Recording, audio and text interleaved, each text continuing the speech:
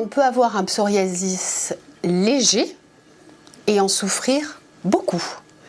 Et c'est ça qui doit nous encourager à mettre en place des traitements et faire une escalade thérapeutique.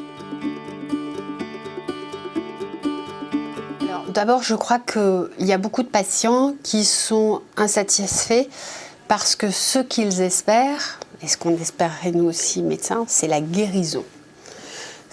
La déception vient du fait de l'évolution naturelle de cette maladie qui évolue vers des rechutes et des poussées. Donc souvent, les patients ont l'impression que leur traitement n'a pas fonctionné, alors qu'il a fonctionné, mais que c'est la maladie qui revient. Donc ça, c'est une source d'insatisfaction. Il faut passer du temps à expliquer l'évolution naturelle de cette maladie. Et puis après, c'est une maladie qui impacte la relation aux autres, ça se voit. Donc c'est pas facile. Ça peut changer votre façon de vous comporter, de faire du sport, de vous habiller et dans votre relationnel avec les autres. Donc les patients, en plus, souvent, du fait de cette déception, ont arrêté de consulter, puisqu'ils disent que ce n'est pas la peine, il n'y a aucun dermato qui sait me traiter, aucun médecin qui sait me traiter, donc je vais arrêter d'aller les voir.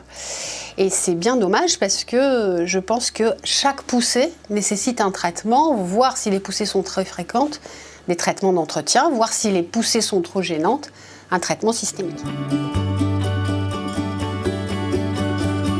80% de nos patients qui ont un psoriasis léger à modéré et qui ne nécessitent pour la plupart des cas qu'un traitement local, parce que les lésions sont peu étendues, il n'y a pas de raison qu'il n'y ait pas aussi de nouveaux traitements. Et là, heureusement, on a eu aussi des nouveaux traitements qui sont sortis et qui permettent de réguler les poussées.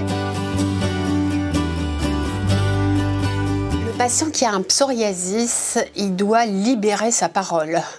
Donc déjà, il faut qu'il en parle autour de lui. Mais je pense qu'il faut qu'il en parle avant tout à son médecin traitant et son dermatologue, qui ont des solutions à lui proposer, une information à lui donner. Il faut comprendre aujourd'hui pour être acteur, quand on a une maladie chronique, ce qu'est sa maladie. Et donc il faut avant tout qu'il en parle à son médecin traitant et à son dermatologue.